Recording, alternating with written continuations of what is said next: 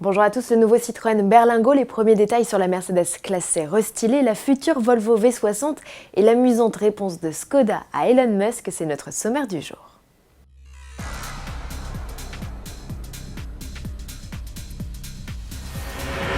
Méconnaissable, le Citroën Berlingo, et pourtant c'est bien lui. La troisième génération du Ludospace rebat les cartes avec pour commencer un design plus contemporain et fun. Son look s'inspire de la récente C3 avec des optiques sur deux niveaux, les fameux air bump sur les portières, ainsi que les éléments colorés et notamment orange sur la version baroudeuse XTR qui se reconnaît aussi à ses sabots de protection. Cette gaieté, on la retrouve aussi dans l'habitacle qui s'offre par la même occasion une inédite planche de bord avec au sommet un écran tactile de 8 pouces. Qui dit nouvelle génération dit aussi qualité de finition améliorée et nouveaux équipements. Le Ludospace fait le plein d'aide à la conduite, il y en a 19 au total dont l'affichage tête haute en couleur, le système de surveillance des angles morts ou encore le régulateur de vitesse adaptatif. Autre nouveauté de taille, ce sont les dimensions. Citroën propose dorénavant le Berlingo en deux formats et toujours en 5 ou 7 places. Il y a la version standard de 4,40 m et la déclinaison XL de 4,75 m. Le volume de coffre déjà impressionnant sur la précédente génération a ici été augmenté de 100 litres pour atteindre 775 décimètres cubes sur le petit modèle et plus de 1000 sur le Berlingo XL.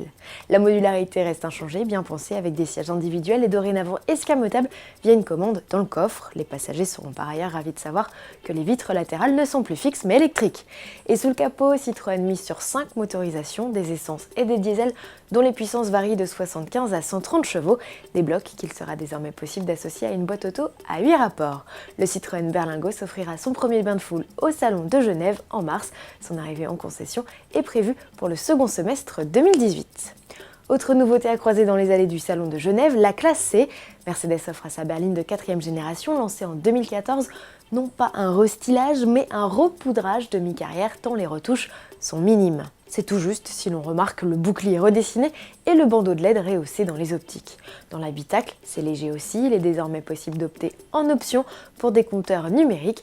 Le système multimédia gagne un format 16/9 de plus de 10 pouces, mais là aussi en option. Quant à l'interface, si elle a été améliorée, autant vous prévenir tout de suite, elle n'égale pas celle de la nouvelle classe A.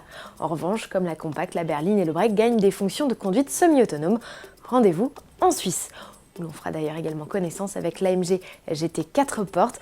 Le constructeur vient d'ailleurs de publier 3 nouveaux clichés du modèle en soufflerie, l'occasion de mettre en scène son aileron arrière en action.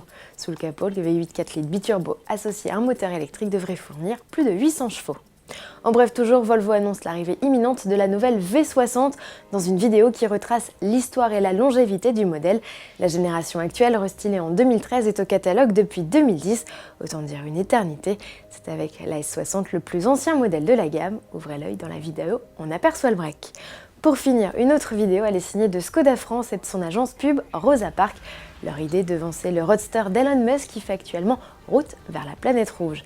Paris gagné, c'est bien le constructeur tchèque qui a été le premier à rejoindre Mars avec son pilote masqué, enfin presque. À demain.